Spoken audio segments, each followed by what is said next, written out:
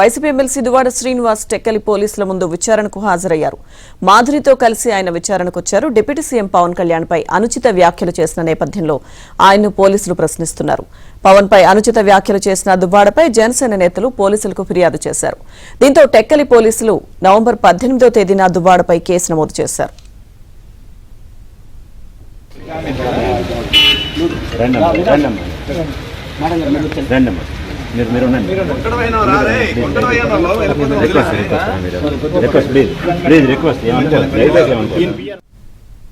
YCP MLC Duvvada Srinivas పోలీసుల ముందు విచారణకు హాజరయ్యారు. పూర్తి సమాచారం మా ప్రతినిధి రమేష్ అందిస్తారు.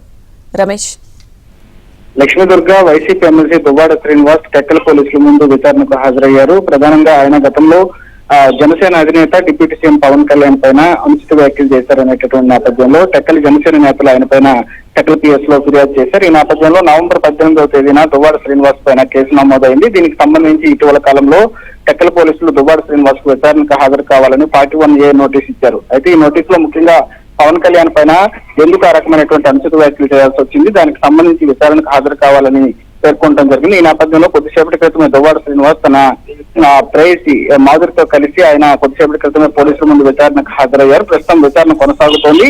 ముఖ్యంగా 10 గంటలకు విచారణకు హాజరు కావాలని పోలీసు నోటీసులో పేర్కొన్నప్పటికీ కూడా కొంత ఆలస్యంగా ఆయన హాజరయ్యారు. ఈ నేపథ్యంలో ఆయన విచారణకు హాజరవుతారా లేదా అనేటటువంటి దానిపైన కొంత సందిగ్ధత నెలకొంది. ఇదే నేపథ్యంలో ఆయన ప్రస్తుతం విచారణ జరుపుతున్నారు. ముఖ్యంగా టెక్కల్ పోలీసులు ఏదైతే కేసు నమోదు చేశారో దీనికి సంబంధించి నవంబర్ 18న ఎఫ్ఐఆర్ రిజిస్టర్ చేశారు. దీనిలో ముఖ్యంగా ఆయన చేసేటటువంటి వ్యాఖ్యలకు సంబంధించి కొన్ని సీడీలు, అదేవిధంగా టెలికాస్ట్ అయినటువంటి న్యూస్ క్లిప్పింగ్స్ సంబంధించి ఆధారంగా ఆయన పైన కేసు నమోదు చేసినట్లు టెక్కల్ పోలీసులు చెప్తున్నారు. దీనిపైన దువ్వాడ శ్రీనివాస్ కూడా కొద్దిసేపటి క్రితం స్పందించారు. ముఖ్యంగా ఏడాది క్రితం పవన్ కళ్యాణ్ పైన చేసినటువంటి వ్యాఖ్యలకు ఇప్పుడు కేసు నమోదు చేయటం ఏంటి అనేటటువంటి దువ్వాడ వాదన. మొత్తానికి ఆ విచారణ ప్రస్తుతం కొనసాగుతోంది. తదుపరి ఏ రకమైనటువంటి పరిణామాలు చోటు చేసుకుంటాయి అనేటటువంటి కొంత ఉత్కంఠ నెలకొంది. ఇదే నేపథ్యం దువ్వాడ శ్రీనివాస్ అనుచరులు పెద్ద ఎత్తున పోలీస్ స్టేషన్ దగ్గర వేచి చూస్తున్నటువంటి పరిస్థితి ఉంది.